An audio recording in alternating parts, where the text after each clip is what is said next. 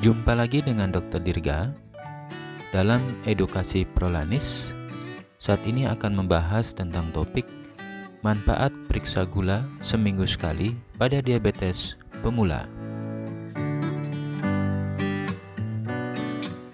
Diabetes, terutama diabetes tipe 2, merupakan salah satu masuk daftar 9 penyakit wajib minum obat jangka panjang dalam BPJS Kesehatan.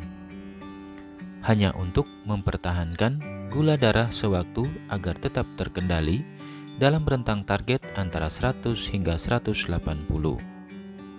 Dibuktikan dengan pemeriksaan A1C setiap 6 bulan sekali melalui program Prolanis dianggap terkendali bila hasilnya di bawah 7%. Karena hanya dengan mempertahankan gula darah stabil dalam rentang target, itulah komplikasi diabetes dapat dihindari. Namun dalam perjalanannya banyak didapatkan gula darah puasa setiap diperiksa rendah, namun hasil A1C setiap 6 bulan hasilnya di atas 7%. Ada hasil A1C-nya 8%, 9%, atau bahkan di atas 10%. Ini dikarenakan kadar gula darahnya sesekali rendah, terutama saat diperiksa, tapi hari-harinya pasti tinggi. Sering karena saat akan diperiksa gula darahnya, makannya diatur ketat, sehingga hasil gula darahnya saat itu jadi rendah. Tapi setelah itu makannya tidak beraturan lagi, di luar program pengelolaan diabetes yang telah diprogramkan. Maka gula darahnya akan tinggi lagi.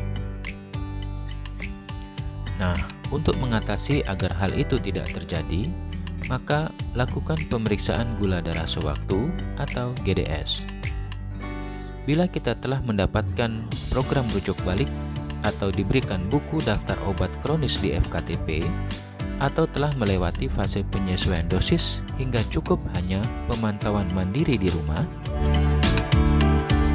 lakukan pemeriksaan gula darah secara mandiri di rumah seminggu sekali sebelum makan malam atau pada sore hari. Tetap lanjutkan pengaturan pola makan sesuai yang diprogramkan saat penyesuaian dosis obat saat dipoli di rumah sakit.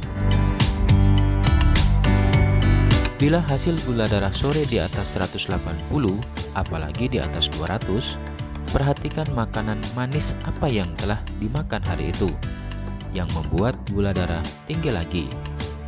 Karena bila tidak ada makanan yang mengandung gula yang tinggi, maka gula darah tidak akan melonjak tinggi hingga di atas 200. Bila telah diketahui, maka hindari makan makanan yang membuat gula darah tinggi itu, agar gula darah tidak naik tinggi lagi. Lanjutkan pola makan yang sama, dosis obat yang sama, selama gula darah tetap bertahan dalam rentang target. Pemantauan gula darah sore seperti ini perlu dilakukan agar gula darah yang tinggi secepatnya terdeteksi, sehingga secepatnya dilakukan pengaturan pola makan atau penyesuaian dosis obat kembali.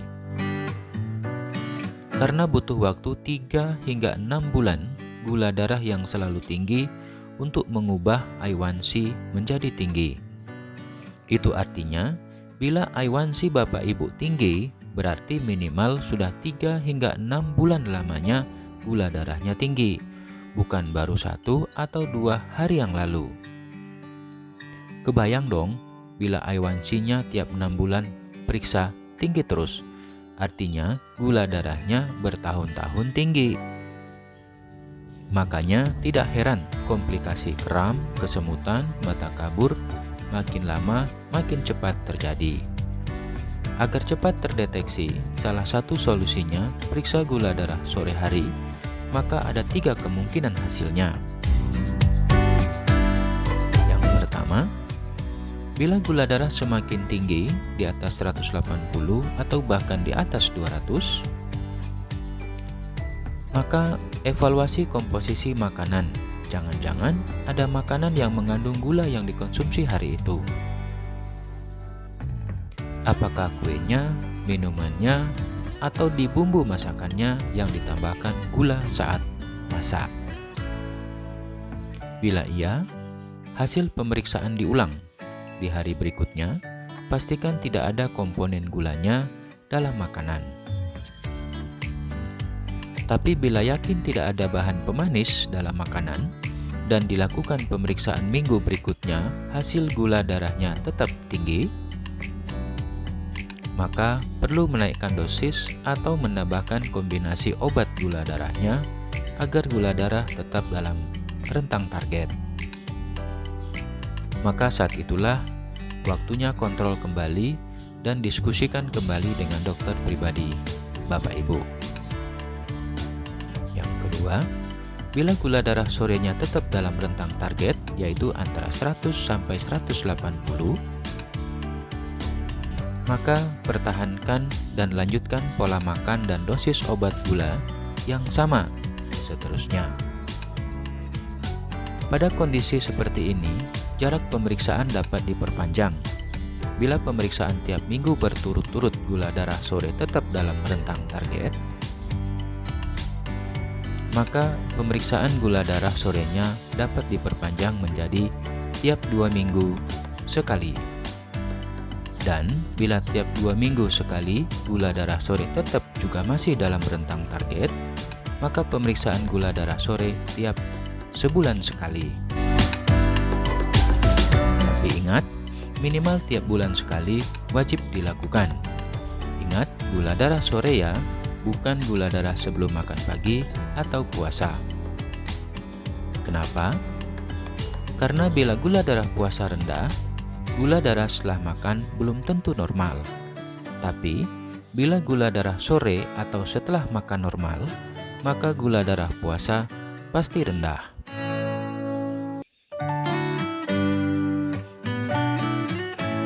Yang ketiga, bila gula darah sewaktunya cenderung rendah, yaitu di bawah 100, padahal bukan karena makan yang sedikit atau salah dosis minum obat, dicek berulang pun tetap sama, barangkali sudah saatnya menurunkan dosis obat gula darahnya.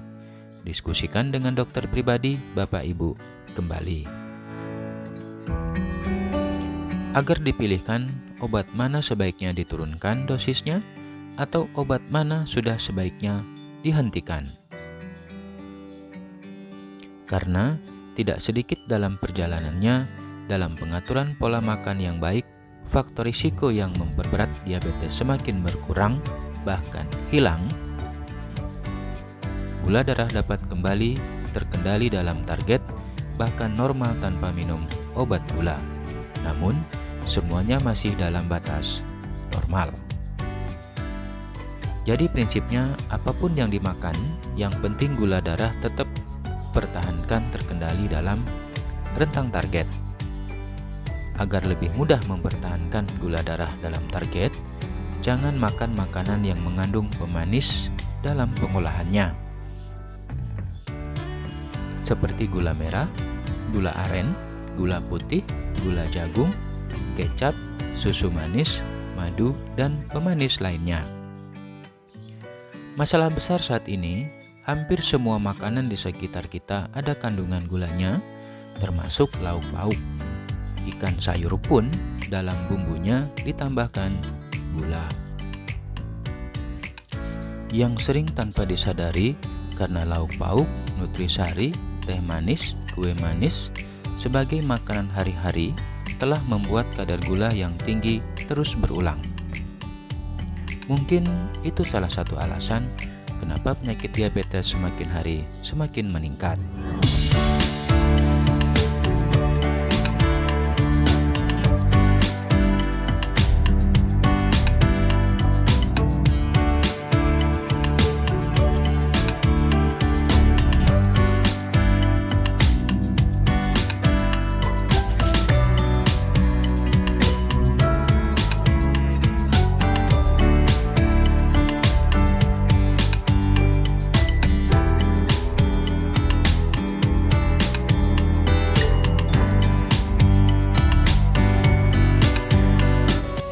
Terima kasih.